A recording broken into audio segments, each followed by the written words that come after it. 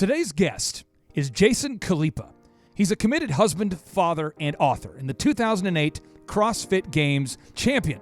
Thus, he was known as the fittest man on earth. He is the founder of the NC Fit Gyms, with 6 locations around the world, with 5 locations in California and 1 in Mexico.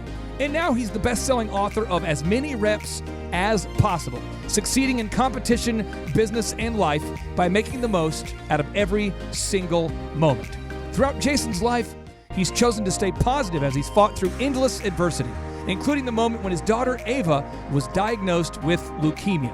And he believes the only real life hack is to work really hard. Some shows don't need a celebrity narrator to introduce the show, but this show does.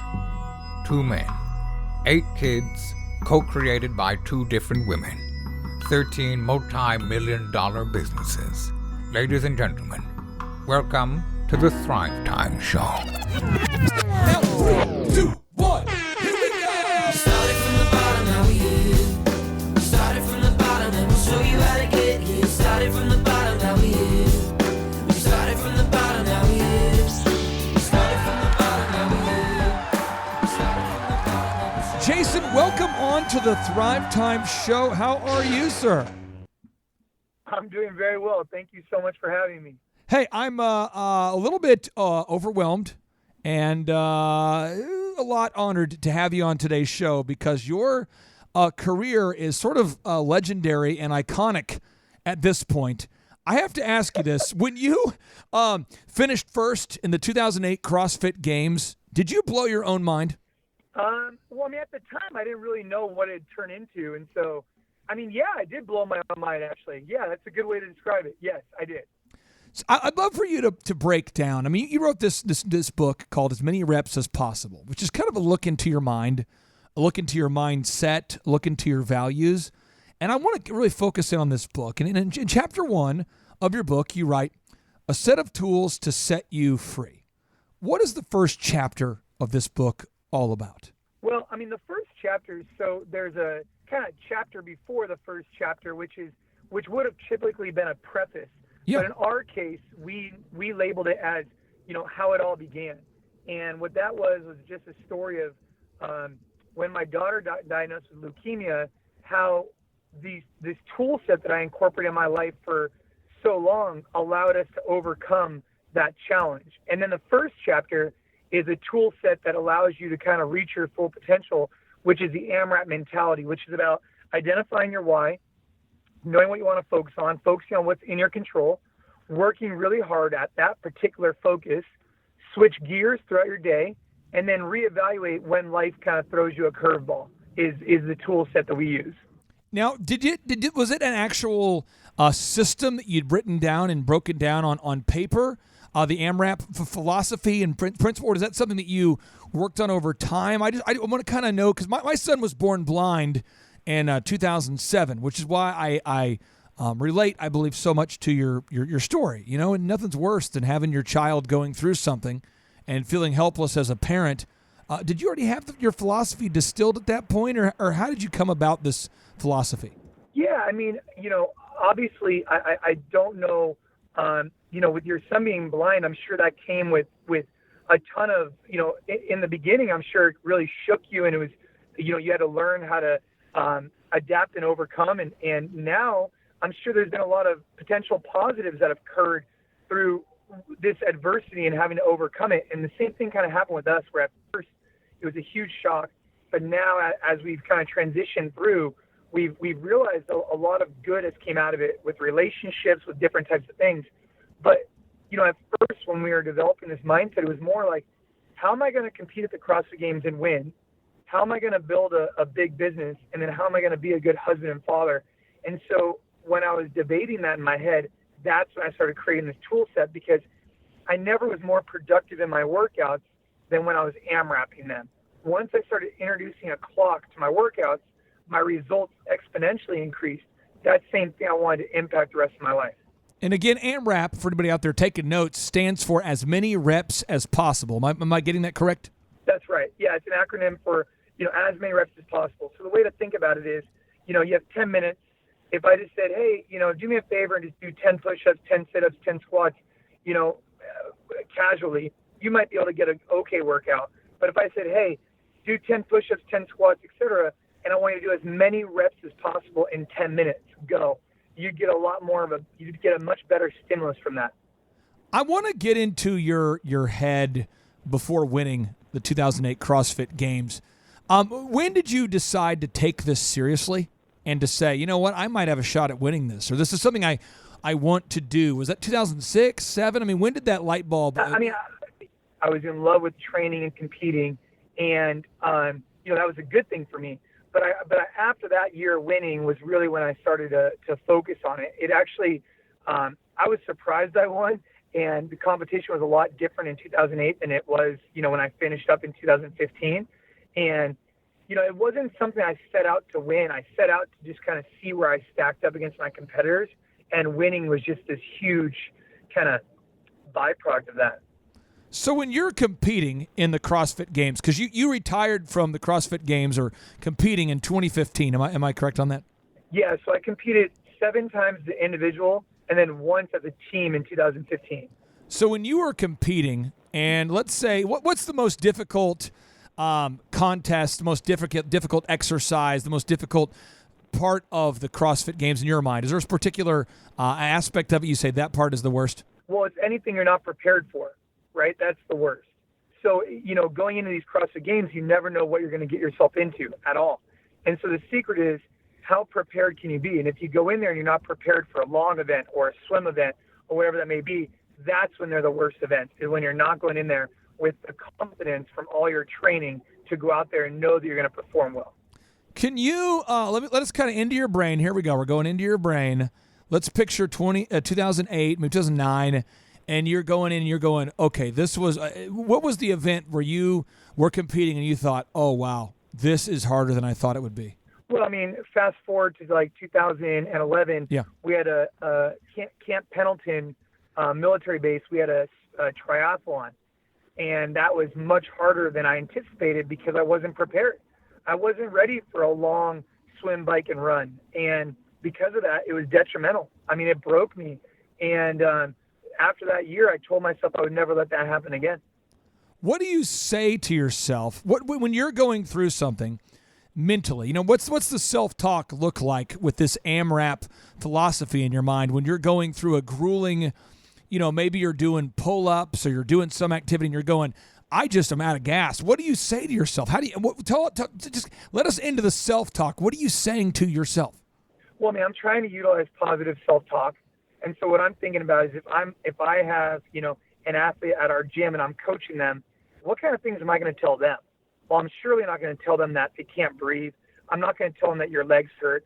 I'm going to tell them, hey, focus on your technique. Focus on driving your knees out, keeping your chest up. Focus on, identifying a nice breathing pattern. And so then I take that same mindset and I shift it into myself. So I'm utilizing positive self-talk, which exercise is a great way to develop this. So in the middle of competitions, I'm focusing on what I can control, which is my own performance. I'm positively reinforcing that throughout the workout. And then before I get into the event, I create a game plan, whatever that game plan is, and I work really hard to stick with that game plan and rely on my training. Because what happens is a lot of times you get in the middle of one of these events and your competitors might go off, and go out super fast, and you want to kind of keep up with them. But you need to remind yourself that you created a game plan for a specific reason when your heart rate was, whatever. And the goal is to now, stick with the game plan, and with a few minutes left in the event, boom, game plan goes out the window and just go out there and crush it. Can you let us, maybe this is a weird request, but could you tell me, do you speak this audibly? Do you actually say the words audibly to yourself while you're going through these adversities? I think in the garage you could kind of develop this skill. I think anybody who's looking to, support their performance outside the gym should use the gym as a great way of doing that. So now, if I'm in the middle of a workout and I'm challenging, internally I'm saying certain things to myself. And in the beginning, it's really tough. Imagine if you go out for a run, the first thing you're saying to yourself is, oh man, my feet hurt, my lungs hurt, my whatever hurt. But if you could transfer that negativity into a positive, that's a strong thing. Now the question becomes, how do you translate that in your daily life? when you're in a meeting and something doesn't go the right way, these are sets of skills that you could develop through exercise that transfer really well into real life. And normally, I'm not saying I'm outside, like I'm not saying them out loud. I'm saying them internally. Okay, so you're saying them internally. Now, in your book, As Many Reps as Possible, in Chapter 2, you decided to thoughtfully title this chapter, Unlock Your Why and Build a Personal Powerhouse. I would love for you to break down what this means and why it's so important. Well, I mean, I think anytime you're going up for a challenge, whatever that may be, you need to know why you're doing it and have a strong set of, values that support it. When you're trying to compete at the CrossFit Games, the amount of pain that your body goes through is extreme. And if you don't have a strong internal reason why you're doing it, you're never going to be successful. And that same thing applies to anything else you're doing. Why are you going to school? Why are you working? What's the bigger reason? Because when adversity strikes and when challenges occur, you need to have a strong why for everything you're doing. And if you can relate to that, if you can fall back on that, you'll always be successful. You, again, from what I can just read online and what I've heard about you, is that you are very passionate about your wife, Ashley, I believe her name is, Ashley, and your two kids. And a lot of people, unfortunately, in America today, maybe struggle with keeping the marriage together. I've been married 18 years. How long have you been married? We've been married coming up on 10 years, but we've been dating for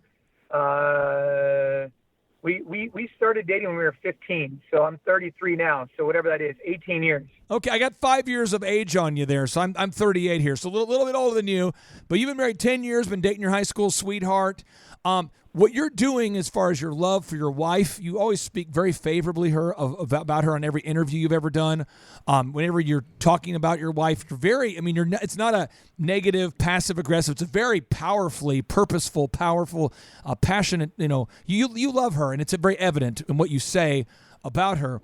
What is the why that makes your marriage so successful when so many other people, seem to struggle with making their marriage work? Well, I think you have to find the right person that's going to kind of,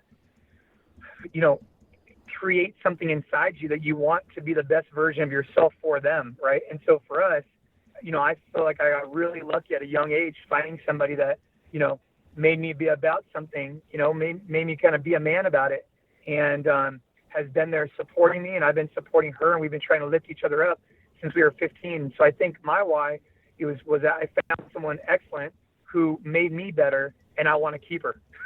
There we go. This is somebody who makes you want to be excellent, and you want to keep her. This is maybe something you and I share here.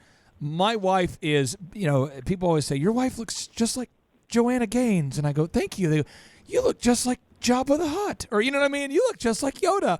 It seems like we married up, and your wife is a big encourager there. Can you talk to me about the role that she plays or has played in encouraging you throughout your entrepreneurial career? I think she her dad's an entrepreneur, and so I think she knows what she's getting herself into. And at a young age, I didn't really have the same entrepreneurial spirit or hard work ethic that I have today. And I think over the years, we've had certain life goals that we both wanted for our family, and she recognizes that we have to have some sacrifices in certain areas to get other things. And so, we check in on a regular basis. We have regular date nights, which were really important for us, especially all the time we've spent in the hospital. And, we have regular check-ins about, hey, what are we trying to accomplish here? And one of the big things that we talked about recently was reaching our full potential. And so she's there to kind of help guide me and help me and her, both of us, reach our full potential as a couple and then also individually, which I think is really cool. I don't want to get too deep into the weeds of the personal details of your date night, but a lot of entrepreneurs, we have, about 500,000 folks that will download this podcast, every month. And a lot of them are going, okay, date night, what kind of stuff do you guys do? You know what I mean? So what do you do? Do you guys go out for Italian food? Do you go work out? Do you do pump it up? What do you guys do during your date night? Oh, we're going out to a restaurant. We're having drinks. That's for sure. So, okay. Whether we were at the hospital, our family was very supportive and gave us date nights there. Or when we're at home, we have family that can help support with the kids, which is excellent. At least every weekend, we go on a date, and that could be as simple as going to a wine bar, having a couple glasses of wine. It could be, she's a big fan of margaritas, and I like a little mezcal.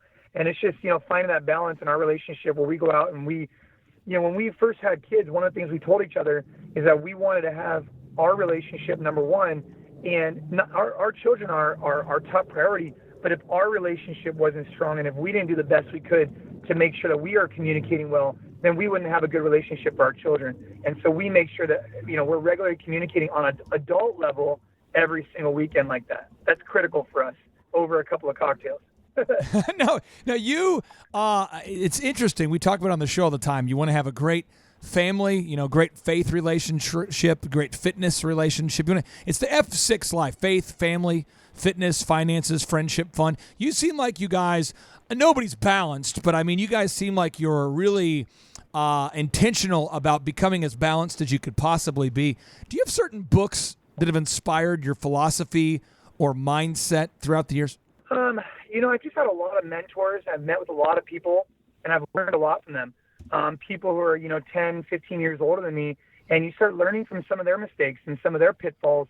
And I think regular daily check-ins on how you're doing on a micro level is a great place to start. This way you don't have these major, kind of epiphanies 10 years later that you never had a good relationship with your kids or your wife. And I think that's just a daily check-in you could do. And then every now and then have these big check-ins where you kind of create goals together as a family. So previous to winning the CrossFit Games, what was your occupation? What were you doing to support the family before becoming the CrossFit superstar that you are now today? Well, back in 2008, I graduated college in 2008. So I graduated college, proposed to my wife, and won the CrossFit Games all that same year. Before that, I was working a sales job at the gym while going through college. And so, my big why was to be able to take Ashley out to, dinners and stuff. But then once I won the CrossFit Games, I then opened up the business that same year. And ever since, we've been kind of doing our thing. Tell the listeners out there who aren't as familiar with your story, tell them about the college you went to and then the business that you now have started. So I went to a junior college for 2 years because I screwed up in high school and I was just not taking it seriously. And then I went to a 4-year university called Santa Clara University. That was excellent, where I graduated in 2008 with my wife and a few of our friends. And then that same year, I won the CrossFit Games, but at the time there wasn't much money in it like there is today. And so I started up a business in a small warehouse, and then we had one location, then we expanded. Now we have, 22 locations or so globally, and it's been a lot of fun, that's for sure. Well, I know a fun journey. I know a lot of our listeners love to Google and kind of check in on our guests and pursue. What's the website where they can learn more about your 22 locations that you have today? JasonKhalipa.com is a great location just to check out more about me and what we have going on. Okay, now for people out there that are going, okay, I'm probably going to pick up this guy's book. This guy, I want to buy his books as a book as many reps as possible. We're going on to chapter 3 here, and I want to kind of get into chapter 3 of the book. Your book is filled with so many knowledge bombs. As you began to put this book together, did you have a mentor helping you or an agent that helped you? Because a lot of people are just overwhelmed by the idea of writing a book. When I first sat down to write an idea for a book, what I told myself is I wanted to put out a book that was kind of what I saw in the marketplace. So what happened is that I'd be traveling, a lot. This year so far, I've traveled 100 days this year. Whoa. 100 days plus.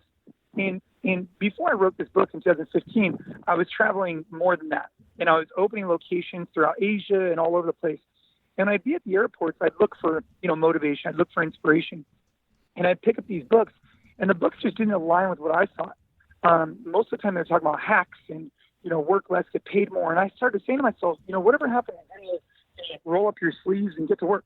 And so I set out to write a book. At that time, I had a ghostwriter. And then my daughter got sick like a month later, and it just totally transformed my reason for writing the book. That it went away from, hey, let's write a hard work book, into, hey, let's talk about this mindset of AMRAP mentality and how, because I embraced it for so many years in my life, it allowed me to, the night she got diagnosed, to write an email and just say, hey guys, right now I have one focus and one focus only. And, I had other competent people to take care of the business. We had built up a financial hedge.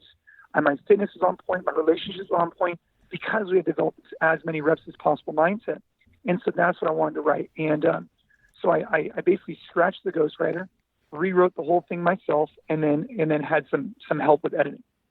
And how did you go about? We have a lot of our listeners that are best-selling authors, and we've had Seth Godin on the show and John Maxwell and a lot of big names. And what was your process for finding an agent that understood you and what you were trying to do? Well, so I didn't really go through an agency, so I decided to self-publish, and I kind of had a hybrid where this group they print the book for me and they kind of store it, and then but I self-published it, and I found a ghostwriter just through mutual friends. But again, this book was written by me through all my travels to Asia. I would just sit down for like 12, 15-hour flights and just write it. And then I had one of the people on our team who's a former lawyer who could write really well help me edit it out. And so that was my way of doing it. And the reason why I wanted to self-publish is because I already have a little bit of a social reach. Yeah. And I wanted to donate. We're donating all the proceeds from pre-sales, which are through January 8th. And then after that, we're donating a portion. So basically, I wanted to try and get as much money as possible for the kids to support pediatric cancer. And I didn't want to go through traditional publishing and give them a percentage. Where does where do you donate to? Like if someone buys your book right now, because there's a lot of people are going to go right now and right now just go up there. They're going to go on Amazon and they're going to buy as many reps as possible. Where does the money go to? The donations? Yeah, I truly hope to do. I hope to get value out of it. It's a short read, 2 hours. It's designed to be impactful, and the money goes to an organization called NEGU, which is the Never Ever Give Up organization. So it's NEGU.org, and the story there is we've been donating there. My wife and I also host an event called Ava's Kitchen, and we donate all the proceeds to NEGU, where we manage a fund within their fund. Said this way, there's a lot of checks and balances. We make sure every penny goes to kids fighting cancer. That's great. And to give families really cool events to help with financial needs. There's all kinds of stuff we do. But NEGU is a great organization, and we stand behind them. Chapter 3 of your book, you talk about the next level focus. What does that mean? So what that means is that for a lot of years I was focusing on things that were outside my control. And it caused me to not perform well because I'd be worrying about the events or my competitors. And so I used so much energy focusing on other things that I forgot about what was actually mattering, which was, my warm-up, my execution, my training. And so next level focus is really about identifying what's in your control versus out of your control, making sure you focus on what's in your control. And a great way to do that is just to take 2 circles of anything that's upsetting you or frustrating or stressing you out, and just take all the things that are in your control, put them in the left circle, take all the things out of your control, put them in the right circle. And that's a great, great first step. And I think I did that with competing. And then I did that with my daughter getting leukemia. I did that in business. And, for example, I got word yesterday that another gym wants to open up literally next to one of our locations. There we go. And at first I was super frustrated, right? I called the future owner. I said, hey man, I think you're making a big mistake. Let me explain why. Right. And I explained why. But then after a while, I went to dinner with the kids and my wife, and I sat there. I was like, look, it's completely outside my control. I can't determine what this guy's going to do. I already called and said my piece. Now let me go ahead and just, spend time with the family. And that was it. I just turned it off that quickly. And that's an easy way to do it. Thrive Nation, those of you who listen to this show regularly, my partner, Dr. Zellner, and I, we own 13 multi-million-dollar companies, just like you, multiple locations, Jason, a lot of different businesses, brick and mortar. And when you have somebody that leases space, a landlord or a property owner that leases to your direct competition, very closely to you, or that can be frustrating. The fact that you got over that so quick, that's a powerful moment. I mean, you're able to put that into a different part of your brain, compartmentalize it, and move on. That right there, we should probably put that on repeat, Andrew, until our brains explode. Yeah. Now, chapter 4. Go for it. Sorry. Well, and a great way to develop that, just to be clear, I mean, obviously I'm a huge fitness advocate, but I think that it's a great tool set to develop in your garage where you're going through a workout. You have to overcome adversity to identify what's in your control, what's out of your control for that event.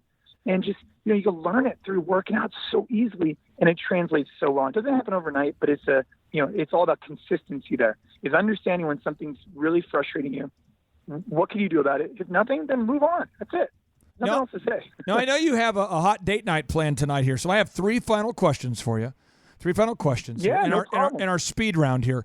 Chapter 4, you give all the listeners out there a very powerful, Andrew, this is almost like a get rich not quick. This is like a get rich slow tip. And Andrew, you hear all the guests we have. David Robinson, NBA Hall of Famer. Lee Cockrell managed Disney World. John Maxwell, Seth Godin, all these people, they all basically give the same get rich slow. But I think this guy, Jason really nails it here. Chapter 4, you titled it, The Only Real Life Hack, Work Really Hard. Yeah.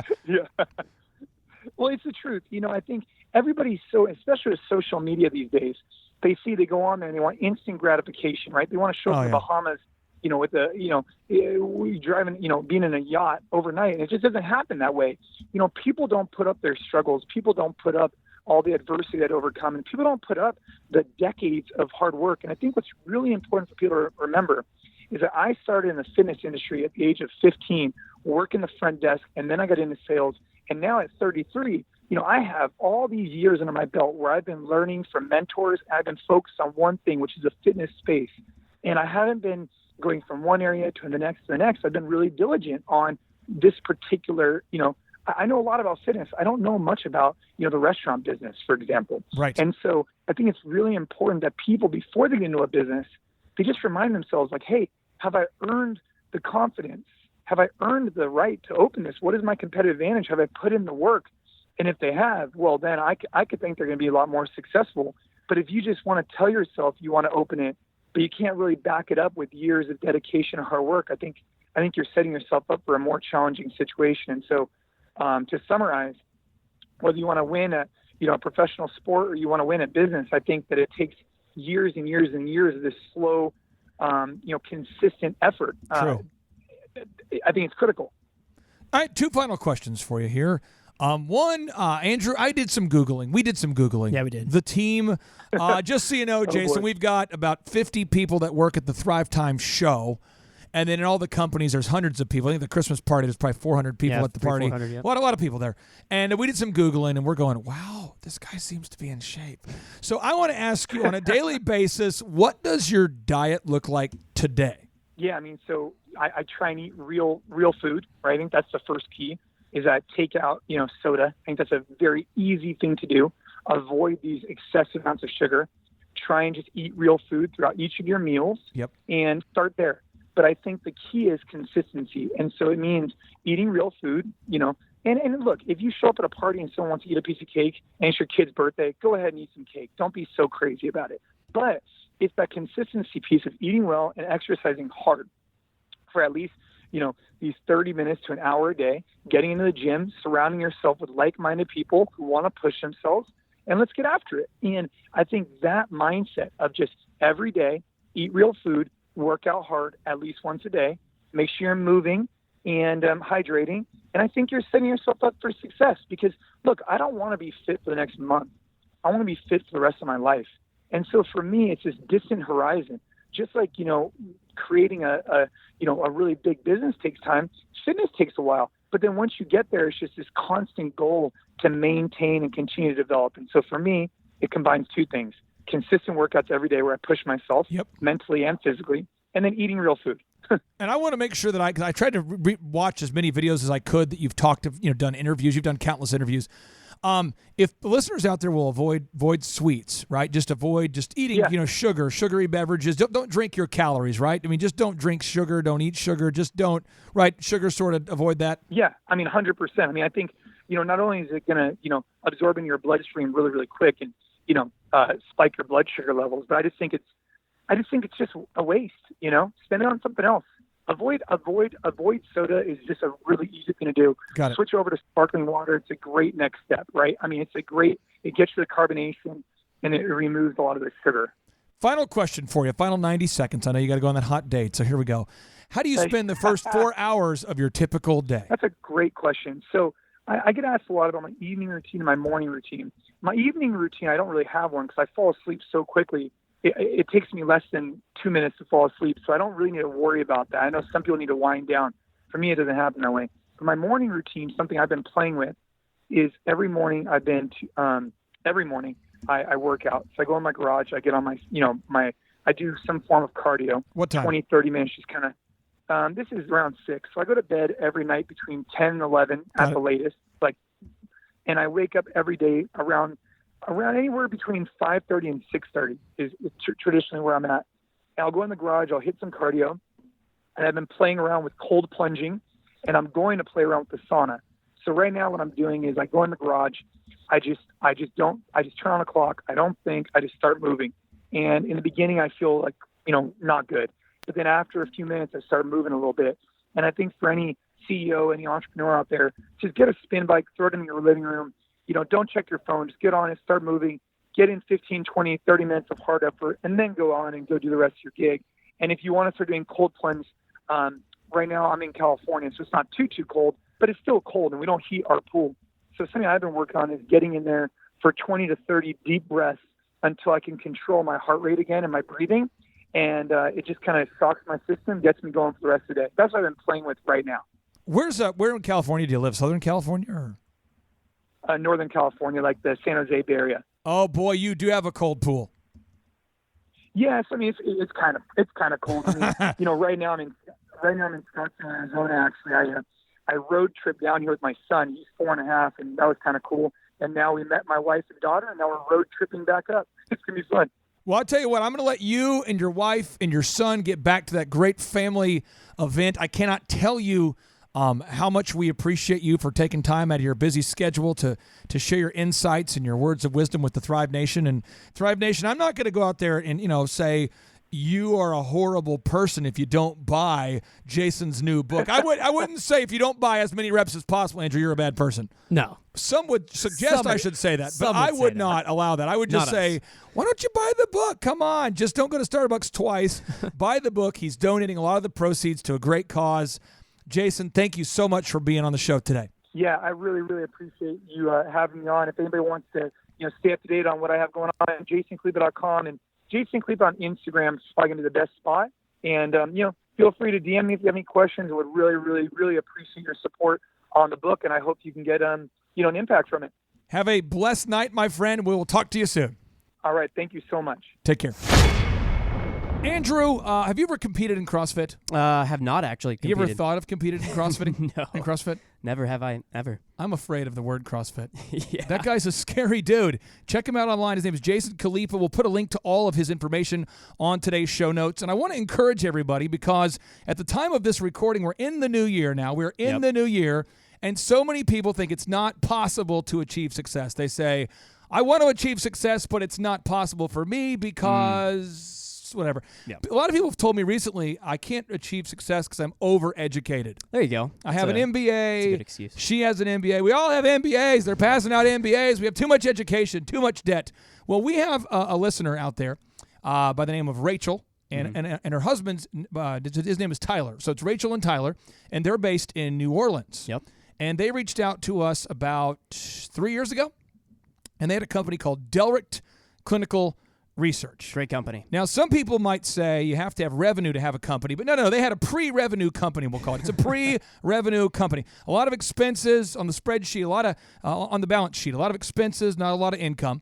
And they reached out to us, and that was about almost 2.5, 3 years ago. Right. And now we are proud to say that Delricht Research, and we'll put a link to it on the show notes, Delricht Research is now producing a profit per month, Andrew, of over $100,000. Whoa. That's per month. Now, Andrew. That's crazy. Now, it's a husband-wife team, so they split it in half. They each will have only $50,000 a month of disposable income now. Only. So they're going through a tough time. Tough time. They only have $100,000 a month to spend on themselves. So we're going to start kind of a GoFundMe, I think. Maybe. Okay. Yeah. So if you're out there and you're saying, look, how are people supposed to get by on $100,000 a month? I couldn't do it. Maybe we could get the GoFundMe account going. It could go viral. Maybe they could then have $200,000 a month. But in all sincerity, they're doing very well. Their company's called Delricht Research. It's DELRICHT. They're a clinical research company.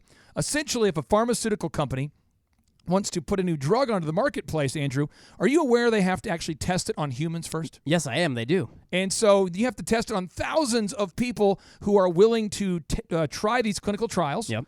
And then they do all the research, and if it passes all the tests and checks all the boxes, then they get to sell it on the market in the marketplace as a approved drug. There you go. And they help get drugs approved. It's called Delrict Clinical Research. And so they're making over $100,000 a month. And so I reached out to them and I said, Rachel and Tyler, would you be willing to hop on the video camera or on a mic and share your story? And that way you could encourage other thrivers that they too have the capacity and the tenacity to make it. And you know the biggest thing they struggled with before hiring us? What's that? I don't know. You don't know? I don't know. Andrew, you're Haven't supposed to heard. know everything. Oh. Okay, so this is what they said. They didn't know how to do the Dream 100. Furthermore, they didn't know what the Dream 100 was. Wow. Because they have to cold call doctors over and over and over and over and over to get them to agree to administer the trials. Yep. Then they have to cold call patients over and over and over again to get them to agree. Right. Then they have to call pharmaceutical companies that want the trials. A lot of calling. It's a lot of layers. Then we had to help them with processes, systems, checklists, website optimization, workflows, sales processes, pre-written emails. There's so many aspects of their company we helped them with. Yep. But, we couldn't help them if they weren't willing to put in the work. And so we celebrate Rachel and Tyler with Delrict Research today. yeah. And now I'm going to cue up an audio testimonial that they sent over to us via the interwebs to encourage the members of the Thrive Nation. My name is Tyler Hastings, and this is my wife, Rachel. And our company is Delrict Research out of New Orleans. During our time working with Thrive, we've had numerous successes. When we first started, we were working with one physician. We had one research site, and we were seeing on average, between 10 and 15 patients a week. Since working with Thrive in the last 18 months, we now have 4 research sites. We work with over 5 physicians, and on average, we're now seeing over 60 patients per week. Recently, we've been the top enroller worldwide in 7 studies, which is just incredible considering where we were, 2 years ago, 18 months ago. Thrive really differs from the other conferences that we've been to and the other kind of programs that we've been through because they actually really practice what they preach and they implement the same systems and the processes that they teach you about, and they give you real life examples that have really worked for them and show you with the training how to implement that yourself. For example, Tyler and I actually got the opportunity to come out to Tulsa, and we're fortunate enough that the Thrive team took us out to some of the businesses that they own, and we really got to see in real life, real time, some of the systems and processes, and it was just incredible, a real life example of some of the businesses and the things that they're implementing. Having a coach is important to us. They act as not only an accountability factor, but they're someone we can talk to on a daily basis as we go through the problems of running a business that inevitably come up. They always understand what we're going through, and they're always there to help us or guide us through the problems that we experience. The best part of our experience working with Thrive has just been seeing our relationship grow. So at each step as our business grows, they have something else to provide us with. They've got the resources, whether it be marketing, graphic design, website development, or even into accounting practices. Maybe we need a new insurance policy. They have someone they can connect us with, or they have the direct resource we need to speak with for any of the problems we face. If someone's thinking about signing up for the coaching program, I would highly recommend that they call in for a free 30-minute coaching session and see exactly what the team can do for you. Just speak with someone, let them know what you're going through, and I think you'll find that, regardless of what you need, there's someone there that can help you. Andrew, can I hate to speak disparagingly of a current client, but you know why I don't like Tyler and Rachel at all? Why is that? They don't ever compliment me about my looks. Because we know that is why they decided to enter into our coaching program. That is why. And that's why they're clients having do. success. That's true. Sex sells, and therefore they're selling a lot because of my body. So I just want to say, Rachel and Tyler, I appreciate you guys for complimenting the program, but at least put credit where credit's due. The least they could and have say done. what we're doing is we're freeloaders riding the beauty of Clay Clark to success. That's true. That's the rest of the story. And they never talk about my humbleness either. Nope, your humbleness or your body. These are the two things they don't talk about. But Thrive Nation, if you're out there and you're saying, I'm frustrated, I don't know how to grow my business, we want to get to know you and we want to help you. So buy your tickets to the next in-person Thrivetime Show workshop today by going to thrivetimeshow.com. That's thrivetimeshow.com. But what if I have carpal tunnel? Still go to thrivetimeshow.com. And Andrew, as always, we like to end each and every show with a boom. Are you psychologically ready? I am very ready. Are you physically ready? I am physically Are ready. you spiritually ready? Yes. Okay, here we go. 3, 2, 1, boom.